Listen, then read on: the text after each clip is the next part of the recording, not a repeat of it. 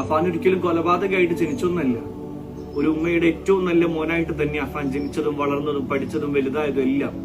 പക്ഷെ കിട്ടാവുന്നതിൽ ഏറ്റവും വലിയ സുഖം ലഹരിയിൽ കണ്ടെത്തിയ പാടാണ് ലോകത്ത് ഏറ്റവും വലുത് ലഹരി മാത്രമായിട്ട് മാറിയത്. ഉമ്മയെപ്പോലും തിരിച്ചറിയാൻ പറ്റാത്ത വിധം ലഹരി ഓന്റെ തലയിൽ കയറി മത്ത് പിടിപ്പിച്ചിട്ടുണ്ട് എങ്കിൽ ലോകത്ത് ഏറ്റവും വലുത് അഫാന്റെ മുമ്പിൽ ഒന്ന് മാത്രമേ ഉണ്ടായിട്ടു, ലഹരി. എവിടുന്ന തുടക്കം അറിയോ? കുറച്ചൊക്കെ നമ്മുടെ വീട്ടിൽ തന്നെയാ. മക്കൾക്ക് ഏറ്റവും നല്ലത് വാങ്ങിക്കൊടുക്കാനാണ് മാതാപിതാക്കൾ എപ്പോഴും ശ്രമിക്കാറ്. സ്വന്തം തിന്നിട്ടില്ലെങ്കിലും മക്കൾ ഏറ്റവും നല്ലത് തിന്നണം.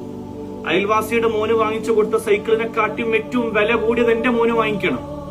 അനിയന്റെ മോന് വാങ്ങിച്ച മൊബൈൽ ഫോണിനെ കാട്ടിയും വില കൂടിയ മൊബൈൽ ഫോൺ എന്റെ മോന് പിടിക്കണം. ഏറ്റവും നല്ല സ്കൂളിൽ എന്റെ മോന് പഠിക്കണം.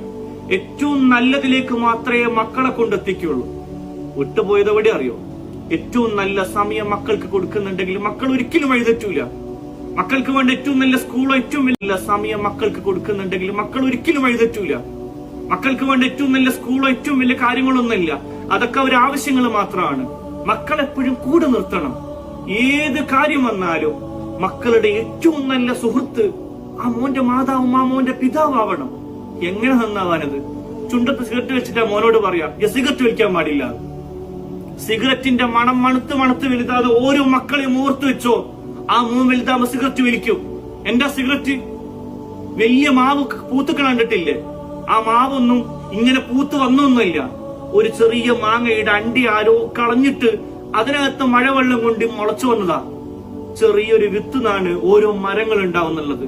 ചുണ്ടത്ത് സിഗരറ്റും വെച്ചിട്ട് മക്കളെ ചുണ്ടുകൂടെ അമർത്തി വെച്ച് ചുംബിക്കുന്ന ഉപ്പയില്ലേ?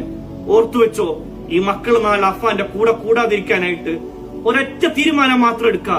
ഒരു ലഹരിയിലേക്കും ഞാൻ പോവില്ല, പിന്നെ എന്റെ മക്കളെ വിടൂല എന്നുള്ളത്.